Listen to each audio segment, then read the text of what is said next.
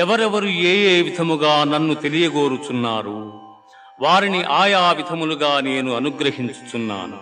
కాని ఏ ఒక్కని యందును అనురాగము గాని ద్వేషము గాని లేవు. యస్య సర్వే సమారంభాః కామ సంకల్ప వర్జితాః జ్ఞానాగ్నిదగ్ధ కర్మాణం తమాహుః పండితం బుధాః. ఎవని కర్మాచరణములు కామ సంకల్పములు కావు, ఎవని కర్మలు జ్ఞానమను నిప్పుచే కాల్పబడినవు, అట్టివానిని పండితులని విద్వాంసులు పలుకుదురు.